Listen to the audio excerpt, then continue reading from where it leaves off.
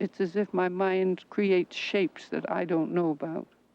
I get this shape in my head, and sometimes I know what it comes from, and sometimes I don't.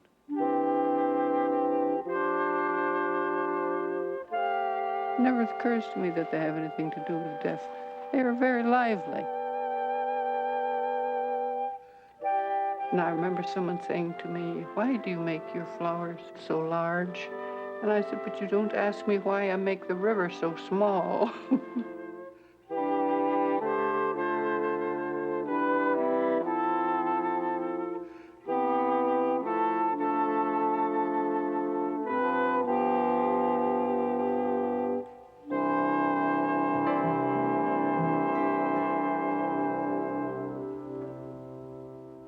When I got to New Mexico, that was mine.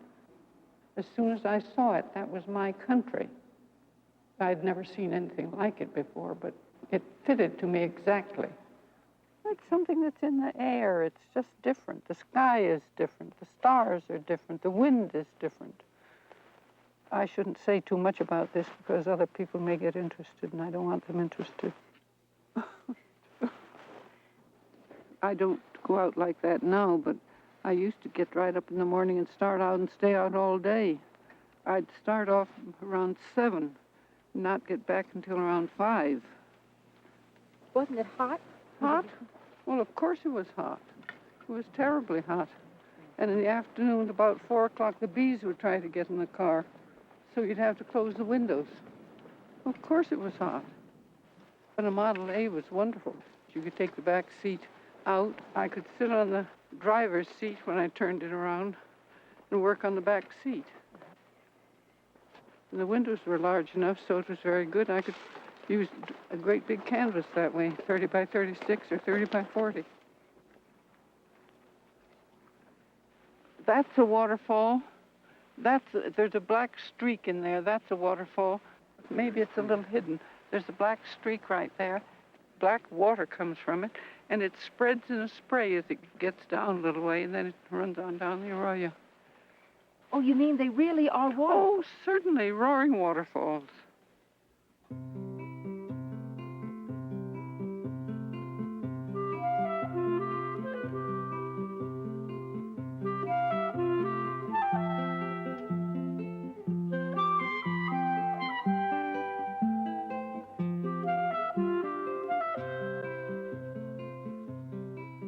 Well, the boy that had taught me to drive told me there was a place up here that he thought I would like better than any place I'd seen, and I'd been around quite a bit. I thought at that time a dude ranch was one of the lower forms of life. I didn't know whether I'd want to be at a dude ranch or not. Arthur Pack bought the place the second year I was here, and he would write and ask if you were coming, and I wrote back that I never knew whether I was coming or not until I started, till I got my material in the car and drove off. So I arrived one day, and I hadn't told him I was coming. He said, "Why, Georgie, you didn't tell me you were coming. There isn't a bed on the place for you to sleep in." Well, I said, "You'll have to put someone out. I'm staying. I'm not leaving." So he pawed the ground a while with his toe of his boot, and after a while asked me if I'd as soon live over here. So I moved in, and I've lived in it since. I had to go to Santa Fe, 70 miles for every bite you ate. That was 70 miles on a dirt road. Well, it was pretty difficult, but I stayed. It was definitely the landscape, but also that she was left alone to work, the peace and quiet that she had out here that she never had back in New York or Lake George.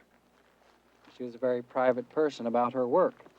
At the time O'Keeffe and Stieglitz married, not even Alfred Stieglitz came in the room when O'Keeffe was painting. I thought, well, he isn't like the people that I usually have here in Abiquiu who have spoken Spanish all their life and have a little difficulty with English. I said, "Well, you've gone to school, haven't you?" He said, "Yes, I've had 2 years of graduate college work."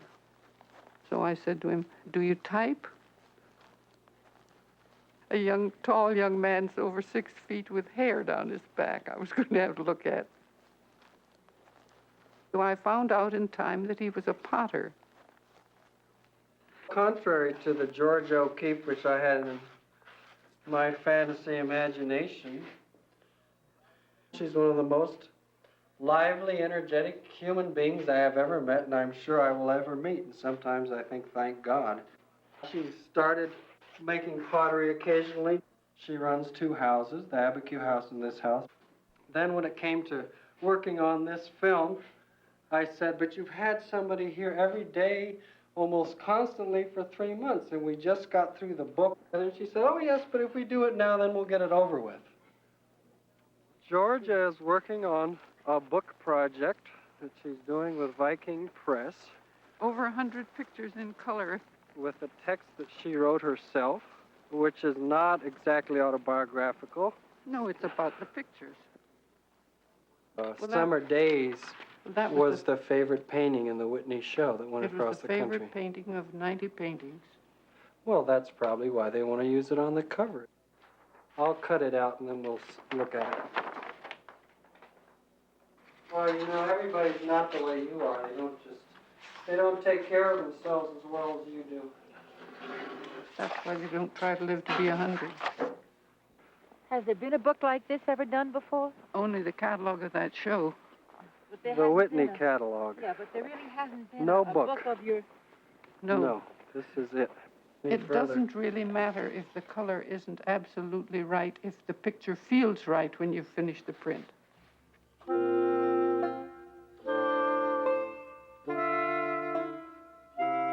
The first year I was out here, because there were no flowers, I began picking up bones. Well, I wanted to take something home.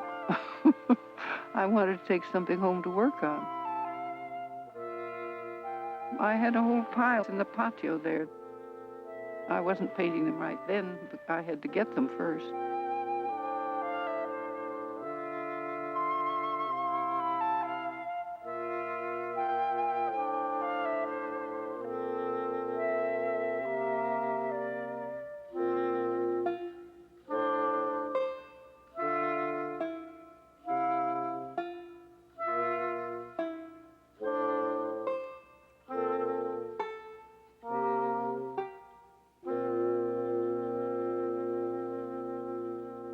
And when it was time to go home, I felt I hadn't started on the country. And I wondered what I could take home that I could continue what I felt about the country. And I couldn't think of anything to take home but a barrel of bones. So when I got home with my barrel of bones to Lake George, I stayed up there quite a while that fall and painted. That's where I painted my first skulls, from this barrel of bone.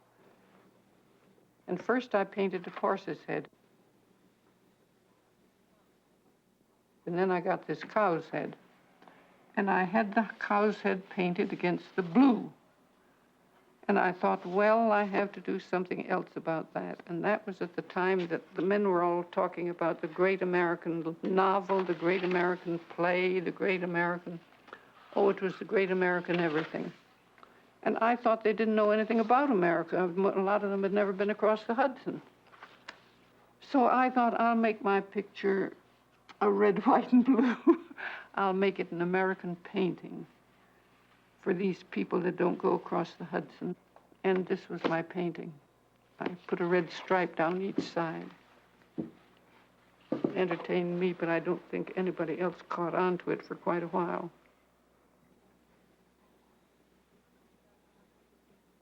Another thing I collected was artificial flowers that they had in all the little country stores. Poor artificial flowers, but sometimes they were very pretty. The bones do not symbolize death to me. They are shapes that I enjoy. It never occurs to me that they have anything to do with death. They are very lively. No, George O'Keeffe denies that it has anything to do with death. She does not associate it with death. For instance, that pelvis series of the bones she found on the desert. She holds them up and then sees the mountain through the hole in the bone so that she goes through this into nature. You can take it as a symbol of a sort of concrete immortality in these things, too, that they outlast death itself. They please me. and I have enjoyed them very much in relation to the sky.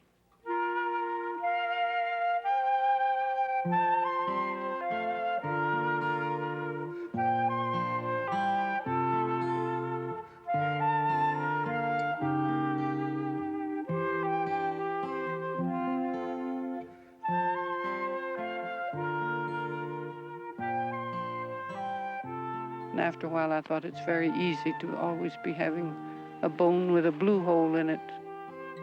I'd better make it another color. So I had a reddish bone with a yellow sky. That wasn't too bad either.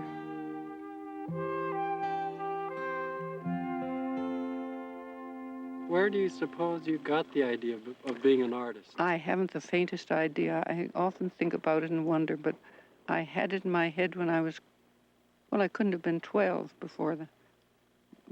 when I had that idea. You had what idea? That I wanted to be a painter. I was going to be a painter. I remember talking with a little girl, and I even remember her name, Lena Buchholz. And I said, Lena, what are you going to do when you grow up? Well, she didn't know. Well, I said, I'm going to be a painter. And I remember as we talked, walking over to the window and looking out and seeing the children around the schoolyard out there.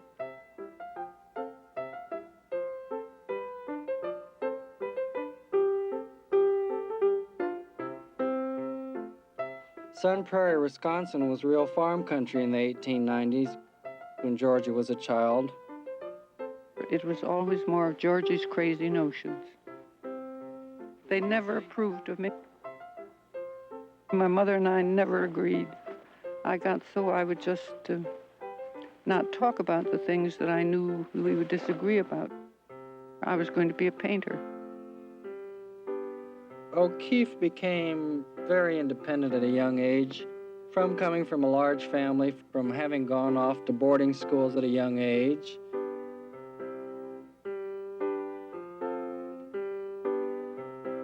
She was an excellent student, both at Chicago, I understand, and at the Art Students League.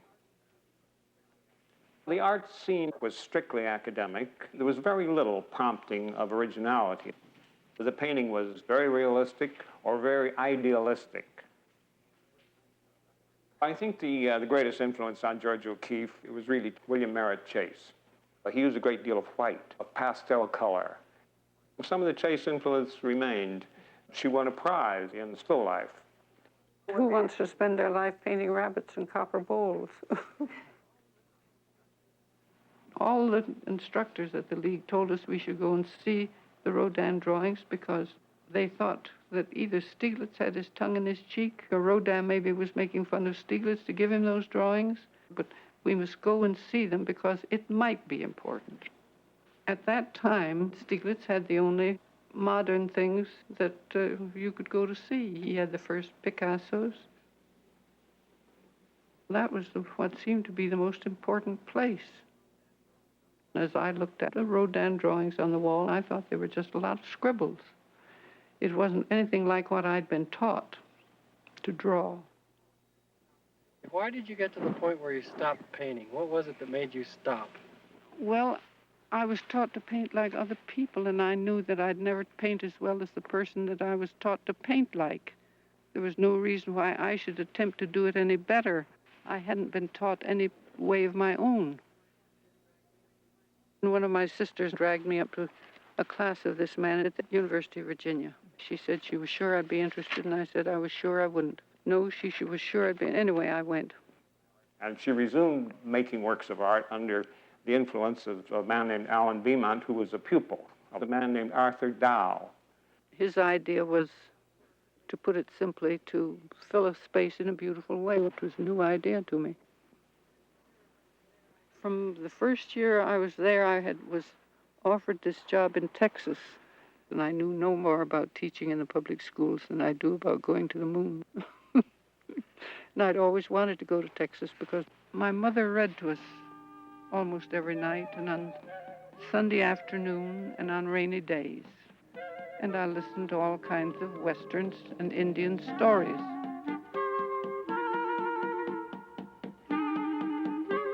But the Texas country the part that I know is the Plains country. It was land like the ocean all the way round. Hardly anybody liked it, but I loved it. The wind blew too hard and the dust flew, and we had heavy dust storms, and I've come in many times when I wouldn't have known myself, except I could tell the shape of my clothes. I'd be the color of the road. Another thing, we would drive away from the town at night. You could drive right out into space. You didn't have to drive on the road. And when when the sunset was gone, you turned around and went back and were lighted back by the light of the town. And sometimes the town would be out of sight, and then you'd see it again. It was that level. And that painting of the light coming on the plains was from that sort of thing. It wasn't done when I was first in Texas. I did that when I was in Canyon.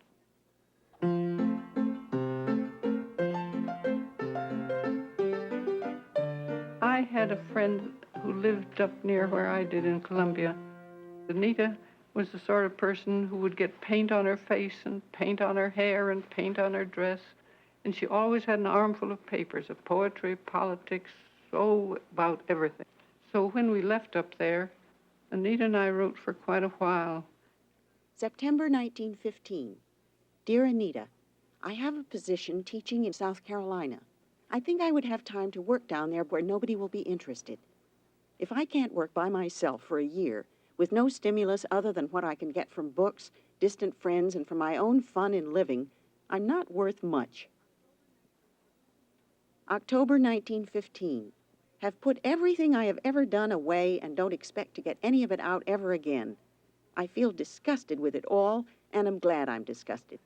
I put up a lot of pictures that I'd done during the year, and I could say, well, I painted that to please so-and-so, and I painted that to please so-and-so.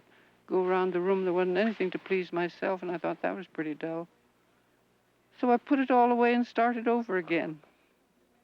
And I decided I was going to begin to make drawings. I thought, well, I have a few things in my head that I never thought of putting down, that nobody else taught me.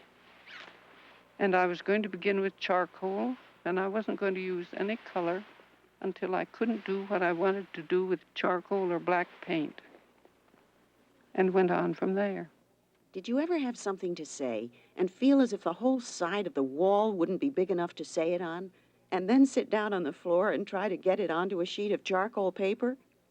Anita, I wonder if I'm a raving lunatic for trying to make these things. I don't remember feeling free or anything like that. I was busy. And I was busy in the daytime, and I made most of these drawings at night. I sat on the floor and worked against the closet door. I can see shapes. It's as if my mind creates shapes that I don't know about. I can't say it any other way. That I get this shape in my head. And sometimes I know what it comes from, and sometimes I don't. And I think with myself that there are a few shapes that I have repeated a number of times during my life, and I haven't known I was repeating them until after I had done it. Dear Anita, I'm sending you some drawings in a roll because I want you to tell me if I'm completely mad. After I had some, I sent them to her to look at and told her not to show them to anybody. And when she had quite a large bunch of drawings, she took them down and showed them to Stieglitz.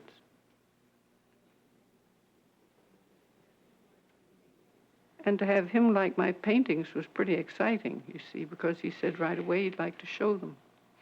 Well, time went on, and I was up at Columbia, and one day a girl said to me, "Is your name Virginia O'Keeffe?" I said, "No, it's Georgia." Well, she said, "Virginia O'Keeffe is having a show of drawings down at the Stieglitz Gallery." Virginia O'Keeffe, well, that must be me. So I went. I was furious. He had said he had told her he was going to show them, but he hadn't told me. And when I got down there, I really was incensed that he should hang up my drawings and I not know anything about it. But he wasn't there. He was on jury duty somewhere. And I went again to have him take my drawings down. Well, we had a little argument, and the drawings stayed up. Why did they stay up? Listen, you try arguing with him and see where you get.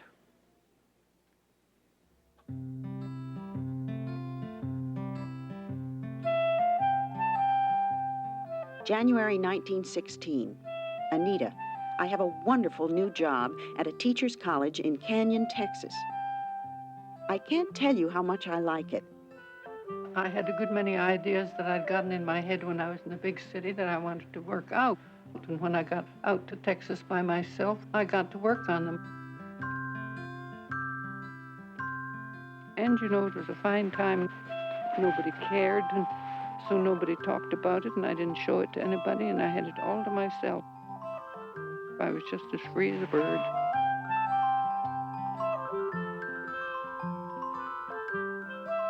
My sister and I used to walk out from Canyon. We would walk out toward the sunset, and she would carry bottles, and she was a very good shot. She'd throw her bottles in the air and see how many she could shoot, and I was looking at the evening star. And the evening star would come when it was still sunny. It would be still bright daylight, and there would be the evening star sitting up in the sky, which I thought was very exciting. And I began painting the evening star. And my first painting was just the horizon and the sky and a little star. Well, that didn't give you any idea of a painting. You had to make it more exciting than that. And I think there are 8 of these variations of this that I did at that time.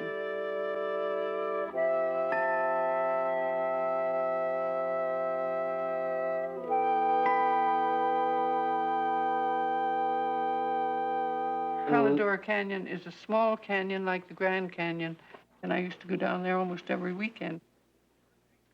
There's 2 or 3 paintings of it. I think you can see a very definite effect of Texas upon Georgia O'Keeffe's painting. She was very impressed by the landscape and by the extraordinary color and the great storms, the dust storms, and the sunsets. Only a few years ago, she painted a great canvas of a sunset in Texas. This morning there was another letter from Stieglitz. Anita, he is great. Still, I'm glad I can't see him. I'm enjoying his letters so much. Anita, I'm rolling up my pictures and sending them to you or Stieglitz. I won't know until I address the package.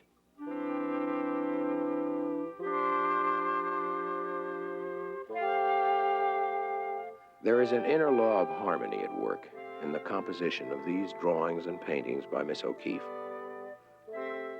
And they're more truly inspired than any work I've seen.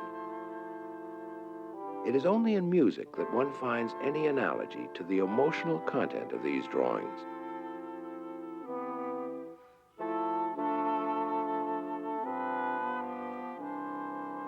I went to New York as soon as the school was over. He had just taken the show down. He put it all up for me again.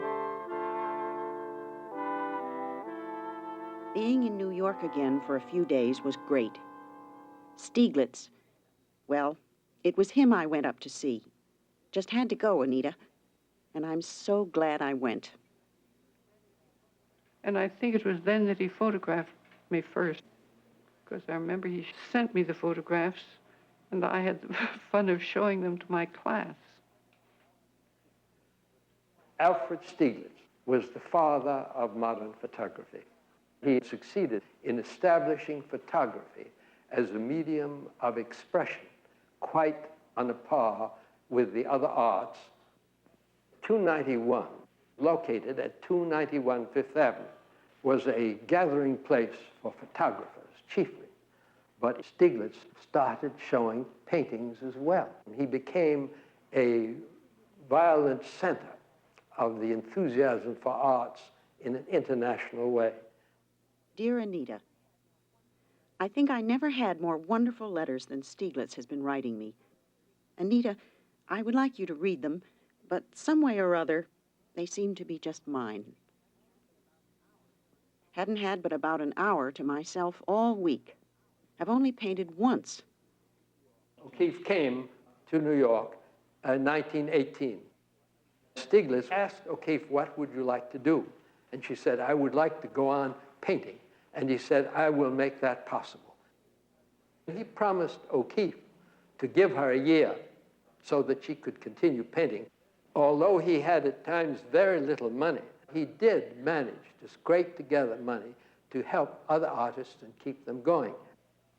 Arthur Dove said, "When I think of what I owe to Stieglitz, I owe everything." Stieglitz made the most complete portrait of O'Keeffe as a woman that has ever been made in any medium.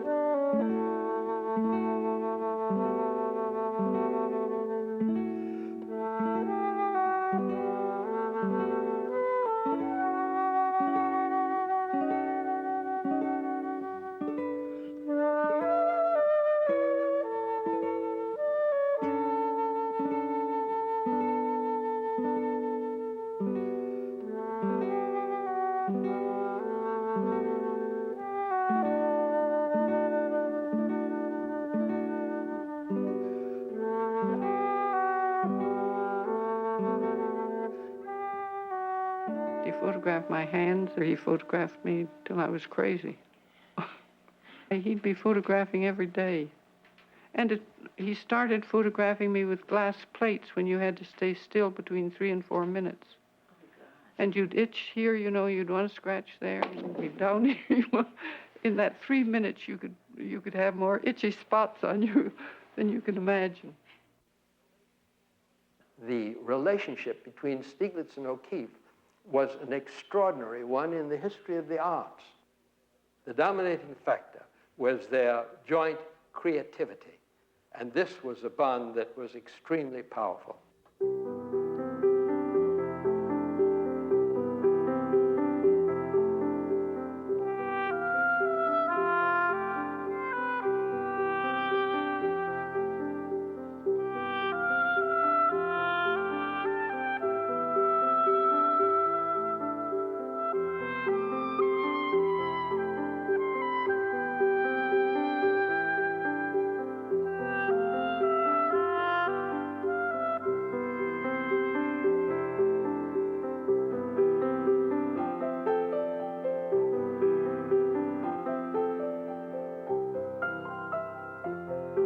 I had lived at Lake George in the summer for 10 years.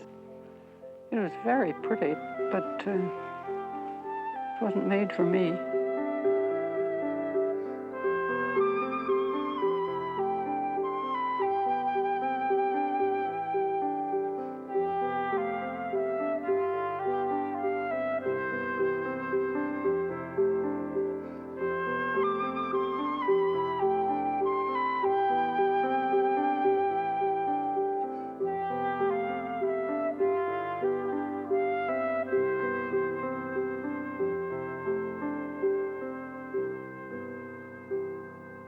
I think the summers at Lake George were difficult for O'Keeffe. It was a large family summer home. There were many people coming and going all the time. Well, the family all came. You see, the old grandmother had always had her children come and her children's children, and it got so that the children of the children came. And there'd be 20 people at the table eating corn. Can you imagine it? On the cob. When she was too old to run the house, none of the other members of the family wanted to run it because they all knew that all the others would object. Nobody else would be able to do it like Ma did, don't you know? There was a little house they called the shanty up in the field. You were quite off by yourself. I worked up there a good deal. Oh, well, I painted this shanty. You see, the men didn't like my color. My color was hopeless. My color was too bright and too... You know, I liked colors, and I thought what most of them used was pretty dirty. And I thought, well, now I guess I'll paint a picture of the shanty. I'm going to paint a dirty picture, too, and I bet they'll like it. So I painted this building, and it went to town, and Mr. Phillips came in and bought it the first day, and they all thought, well, now maybe she can paint after all. She's getting down to some real color now. Wait till you see it. It's the most dreary thing you ever laid your eyes on.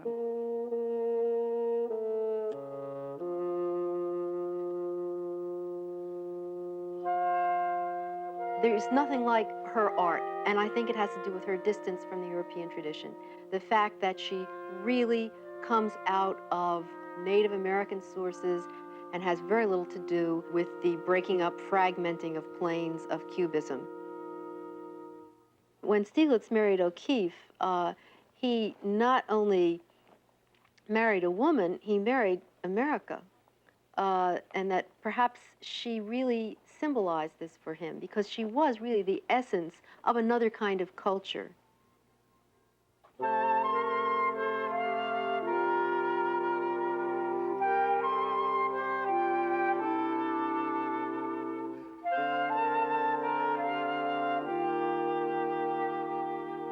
When we were shooting this in New York, the way it was framed and the way it was hung wasn't this way. Is that true or am I wrong? That's wrong.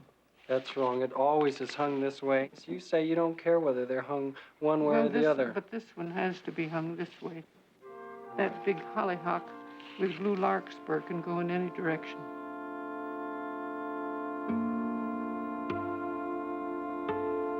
There was a collection of paintings in New York that I went to see every once in a while, and they had a new painting, but it was a small picture. It was about 20 by 16 maybe, but the flower was beautifully painted, and I thought, now, if I would paint that flower, just that flower, the size it is, nobody would ever look at it. But if I enjoy the flower and I would paint it, I'm going to paint it big so they will have to look at it. What did Stieglitz say when he first saw your flower painting? Well, now, what do you think you're going to do with that? He had a broken nose, and he had a way of carrying his handkerchief, the corner of his handkerchief between his teeth. And he stood there with that handkerchief and that smile. Well, what do you think you're going to do with that? I think he thought I was a little crazy. I hadn't thought about what I was going to do with it. When the flowers were first shown, people were terribly shocked by them. They were surprised, and they looked because they were big. But if I'd done just as well or even very much better and it had been small, they wouldn't have looked. It just amused me, the idea of making them look at, getting them to see what I saw. I think they are decorative, but I don't think they're merely decorative. If you compare one flower to another, you find that George O'Keeffe has charged them with a different emotional charge in almost every one. Now, this one with all this lightness, and so in fact there's a white rose which belongs in the same key, which is almost, has been called at various times a ballet dancer. It has that fragility and lightness about it. Then you'll take something like the Black Iris, which is a very marvelous picture in the Metropolitan Museum, which is very strong, intense, almost dour mood about it. In this way, she more or less continues what the great Oriental artists did with flowers. They used them to express certain emotional moods. People who say that I like George O'Keeffe, but I don't like her flowers, really don't understand her, because it's really the same kind of thing that she does in landscape and does in still life. Didn't some people find sexual symbolism in your flowers? Well, they were talking about themselves, not about me. The people that saw them that way, they were talking about their own self, not about me. Why have you done those paintings in series? Well, I have a series of paintings of Jack in the Pulpit. At Lake George, we had a good many Jack in the Pulpits. My first one was almost photographic. It was about 10 by 12. And the next one got up to be 30 by 36. And the next one got 30 by 36. And the next one, I think, was 30 by 40. When that one, the Jack got black. Well, then I made an abstract thing of all the different parts of the Jack, and it got to be 48 inches high. And then I thought I ought to be able to simplify it more than that. And I thought about it, and I thought, well, really, the thing that makes you interested in that flower and that you wouldn't look at the flower without is the Jack in the middle of it. So I painted just the Jack. Now, does that make sense to you? O'Keeffe was one of the very, very few American women artists of her generation. And she didn't feel that being a woman was any kind of a limitation. I think she felt that if she had the goods and she could deliver, then she was going to be taken seriously. And she was. The other artists in the Stieglitz circle certainly had to take her seriously because the work was on a level that couldn't be denied. Well, I got on with them very well because I did all the hard work for them. I hung up their shows and carried their pictures around and put them in storage and got them out. And, you know, I was quite a useful citizen. There were always men around Stieglitz. He had to have an audience. He was that way. They all thought it was wonderful for a while, and then after a while they got mad at him like children do, you know, get mad at their father and leave. Well, the male painters, is that what you meant? The male painters? Yes, they were painters. Hartley and Marin and Dove and Demuth. Strand was around, and there was a man named Herbert Seligman. I always got on with him. Well, Dove always liked me, and I always liked Dove. When I say we liked one another, we liked one another's work, too. She was devoted to Marin. I think that he was personally devoted to her.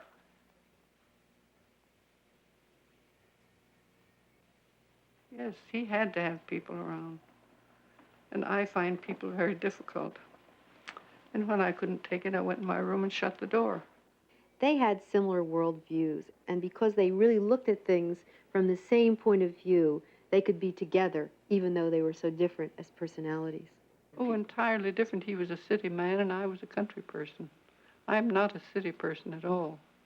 But I lived in the city for 30 years. Why did you live in the city for 30 years? Well, because Stieglitz lived there. Was that a sacrifice for you? I mean, Oh, I didn't think of sacrificing. That was what I did. That was where I belonged.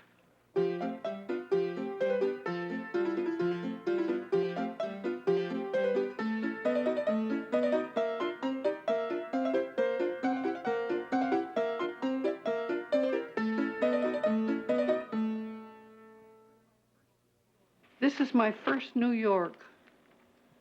That was on 47th Street, I think, and I think the Chatham Hotel was in there somewhere. This came right after I had the show of my big flowers, maybe 24, I'm not sure. It isn't bad either, is it? It's very good to me. I think New York is wonderful. It's like a dream. It always makes European cities look like villages to me. I think of a city going up, don't you? Well, it has to go to the sky.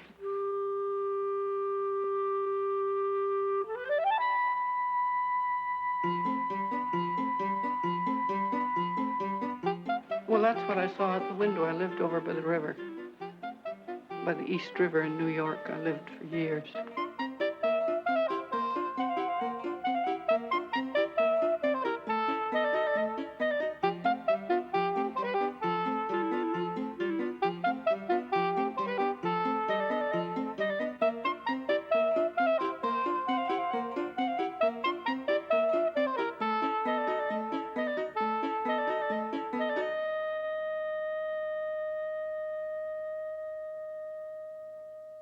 What was the reaction when you first said that you were going to paint? You were going to paint New York. What are you going to paint New York for anyway? You can't do that. The men haven't even done very well with it. What do you think you're going to do? That's the Shelton. Well, I lived on the 30th floor at the Shelton. The view was wonderful.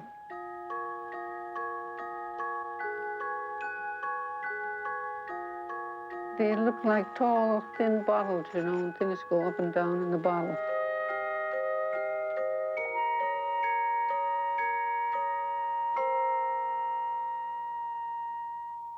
Oh, I painted that building again and again, but I've thrown most of them away. So after all these years, it's still hard to get what you want. Oh, it doesn't just come. I'll tell you, you probably make a painting for some little part that you can't think what you're going to do with. For instance, I might have all of it, but what am I going to do right there? And I wouldn't know until I get to it. And then you have to do something. You can't leave that corner empty, see? I don't start until I'm almost entirely clear. It's a waste of time and paint. I've wasted a lot of canvas. But I'd like to be pretty clear. Oh, I can sometimes, with that New York that I was talking about, with the Shelton, I started at one corner, and I went right across and came off at the other corner, and I didn't go back. That's pretty unusual, isn't it? Well, it was for me. I was amazed that I could do it. But I looked at it for a long time, every time I went up the street, and that day I walked up the street, and I turned around when I was up a way, and the sun was biting a piece out of the tower, you know, and your eye will see sunspots if you look hard at anything sometimes. As I looked hard at it, the sunspots were partially on the sky and some were on the building. You wouldn't always see it that way, but I just happened to see it with a bite out of it. Oh, that goes that way. That's the... Radiator building, is that? Yes. It was on 42nd Street. It was a black building. And you know, you could walk up and down 42nd Street and look at it in the night by yourself, and nobody paid any attention to you. What was it that made it work so well for so long? I was interested in what he did, and he was interested in what I did. Very interested. So much that his favorite word was no, as I told you before. To whom? To anyone who wanted anything. Oh, really? Oh, certainly. He didn't want people to have anything. He wanted to keep it all. He Well- liked it, and he didn't want to sell it. But didn't he try to sell the paintings? He never tried to sell a painting. He tried to keep people from buying. And if I had had any particular feeling about money, we would have been fighting all the time, but I didn't care. He'd come home and tell me how somebody came and wanted a particular painting, and he didn't let them have it. And this would go on maybe till long in April, and I'd say, well, Alfred, you know, it'd be nice if I made my living this year. Well, he liked what I did, like I liked what he did. That's how we got along at all. Dear Henry McBride, here at Lake George, everything is very green. Nothing but green. I look around and wonder what one might paint. I'm having a wonderful time. You know, I never feel at home in the East like I do out here, and finally feeling in the right place again. I feel like myself, and I like it.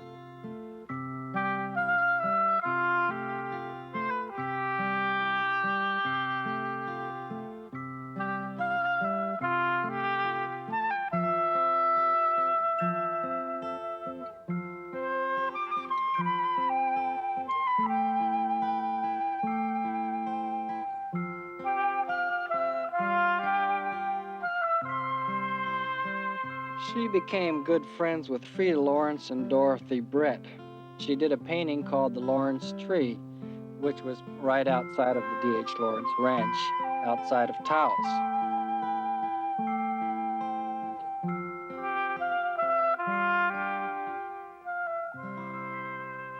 Everybody paints the Taos Church. If you're up in Taos 2 days, you have to paint the Taos Church. Finally, I thought, well, really, do I have to paint all of that church?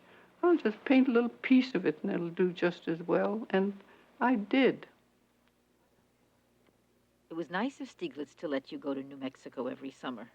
Well, listen, he didn't let me go. I just went. Was it hard convincing him? He was never convinced, but I went. I had to go. Have you ever painted any portraits at No, all? no, no. Oh, I've made some drawings. I never painted anything. I never was that interested in doing people. It was very easy with drawings for me to get a likeness, but that wasn't any particular fun to me. I think the real reason is that she's interested in nature, and not in the psychological thing that one needs in a portrait. She's interested in the forms and shapes and drama, the hidden drama of these forms in nature to express certain emotions. But Miss O'Keeffe felt that she could get the sense of the people even if they weren't in the picture. I was thinking of that series of crosses that she painted. The one she did of New Mexico with this black cross against this extraordinary sunset landscape. One always thinks of the Franciscan friars in New Mexico. The crosses out here are very dark. Out here, to me, The Catholic Church is like a veil over the country, and you come across a cross almost in any unexpected place. Then she did a cross on the Gaspé Peninsula, which is just at the edge of the sea, a maritime cross. And you feel the spray of the ocean coming in, and you feel the fact that this is connected with the sailors. That's one of the last things they saw when they left the land. So that she gets the people without the people, in a sense. See, they put something on the ends. They didn't fix just a cross like they would fix it out here. They had to have a little trimming on it. The French crosses are sort of gay. Don't break your leg or anything like that, one. It'd be awfully hard for me to carry you. Well, you'd have to just work at it. Look, over there, over there, there's no snow. Then we get into the good stuff. Oh, we could go right down. No, let's go right over there. I've been coming over since I first found it, and I think it was maybe in '30 that I found it. And I've been coming over ever since. I've painted here almost as much as over in the Red Hills. I've always called it the black place. And there are parts of it that at times are really black, though a lot of it is gray. I wouldn't think of calling it the gray place. What is it I like about it? Well, if you could see it, if it wasn't white, you'd see it. I mean, if it wasn't white, half white with snow, it's a specially fine place to climb around in. Have you climbed over these Oh, hills? certainly. Wouldn't you? Wouldn't you climb if you were here? I've walked all along the top.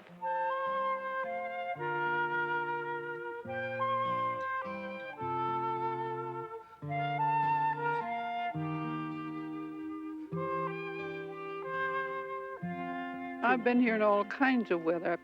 I've worked out here in the wind when the wind blew so that if I got off my chair, it would blow away. I don't know how I kept my picture on the easel, but I've painted out here when it was very windy. On the other side, there's a strip of color. You don't see it because it's in shadow now, but there's a strip of pink, red, and yellow that goes all along, for a very long way that I've put in at the foot of my hill. Didn't it get pretty hot here? Well, it has usually been hot when I've been over here. And sometimes the Indians would be, there's a bunch of trees down there, the Indians would be under the trees, and there wasn't any place for me to be in the shade but under the car. After I'd eaten my lunch, I worked in the car usually, but if you wanted to be out of the sun, you lay under the car, and that isn't a very nice place. It's better than nothing, though. The cliff's over there. You look at it and it's almost painted for you, you think, until you try. I tried to paint what I saw.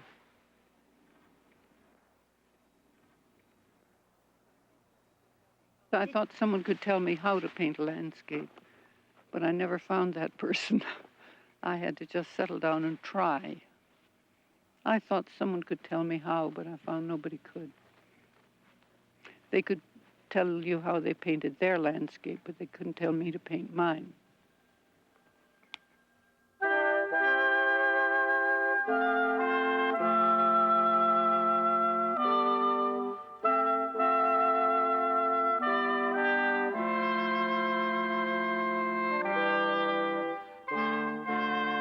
I think Miss O'Keeffe creates a world. It is a world of surprising variety. It was not there before, and there is nothing like it anywhere.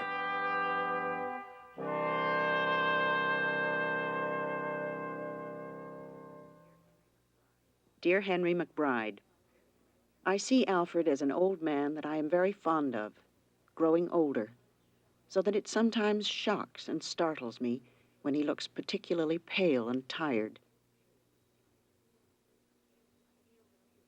I feel that he has been very important to something that has made my world for me. I like it that I can make him feel that I have hold of his hand to steady him as he goes on.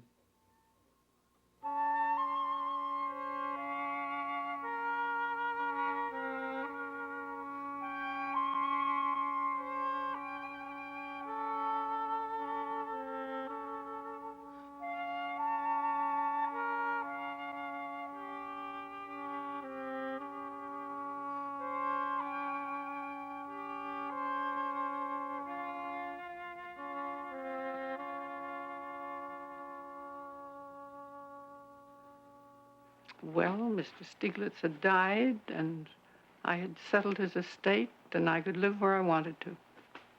There was nothing holding me in the big city, so I came out here. I always knew I'd live out here if I had a chance.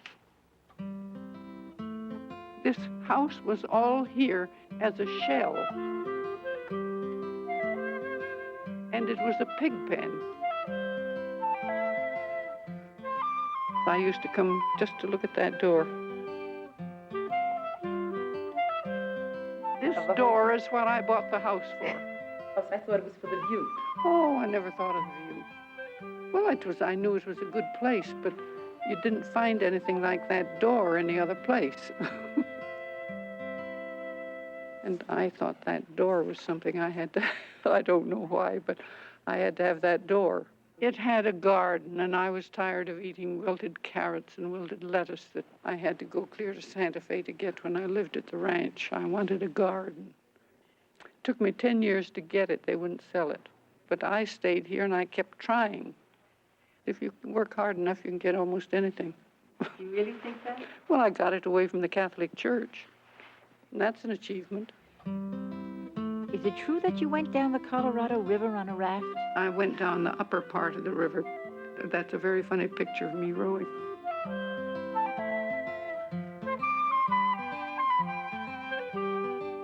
Who was that man? Well, Orville was a dude wrangler, and he knew the Indian country very well. He knew all the good places to camp. Oh, I got around. I didn't miss much of anything.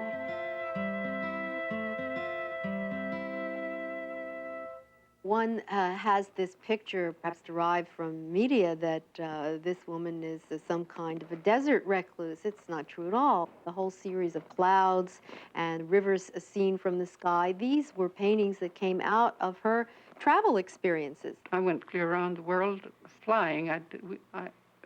We were 3 months and a half going around, and I went halfway around again, and I still think there isn't anything better than where I live. I was flying out from the big city. The sky looked as if you could just go out the door of the plane and walk right off to the horizon. The clouds looked so solid. Well, I couldn't wait to get home to paint it. There's a time in the evening when the whole world seems to have a glow for about 10 or 15 minutes, and I had fluorescent light to paint with. And at that time, this cool picture in the garage, if you walked way back and looked in at it, really looked pretty wonderful. It was a cool square, you see, a great big cool square in the evening light.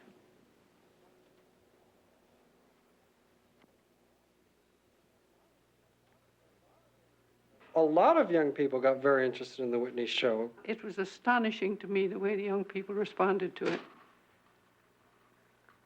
I was very surprised. I think it made them more aware of what they were trying to do or thought they were trying to do with their work.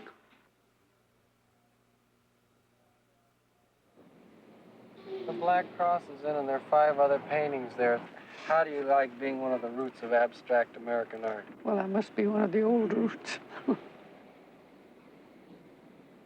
Now, if you look at American art of recent years, you see that it's just a few simple, large forms, 2 or 3 colors. And this was what O'Keeffe was doing, and she was doing it in a way that nobody else was. Well, if it wasn't good in the abstract sense, it wouldn't have been much good just to paint a cross is nothing. But Juan, look what a fine rug that would have made. What, a fine rug? You know, the things all look as though they'd be very good woven, as well as painted. I don't know if that's Mr. Rothko would like that if he heard you sing that. I don't think he'd mind. This one has a line. She was very moved by Rothko's paintings and very interested in them. And I think the reason is because there was a real affinity with her own early work. The show that he had at Yale was a remarkable show. It was like a portrait of a man's life. Started from the beginning, and the last thing was death. It was a long black line, a little bit of white in it. They talk about minimal art in the 60s. But if you look at O'Keeffe's paintings of the patio in the 60s, or the road past the view. There's the river paintings, you know, where it's just a line. What do you think of Mr. Pollock? Anybody can have it as far as I'm concerned. Oh, I'm so glad I'm finished with it. And I think this picture on the back is a prize. It's a photograph Juan made. That's my chow and my cane. We're standing out there looking at the future. I have been very fortunate, much more fortunate than most people. I don't think, for instance, I can imagine myself being a much better painter and nobody paying any attention to me at all. But it happens that the thing that I have done, the things that I've been doing have been in touch with my time so that people have liked it. But I could have been much better and nobody noticed it. Much better, I'll say, as a painter. You see, a painter is one thing and a person, in a way, is another thing. Some people seem to be luckier than others. I don't know, maybe it's because I've taken hold of anything that came along that I wanted. At the same time that you've said that you've been very lucky, you've also said that your life is like walking on a knife's edge. On this knife, I might fall off on either side, but I'd walk it again. So what? What if you do fall off? I'd rather be doing something I really wanted to do.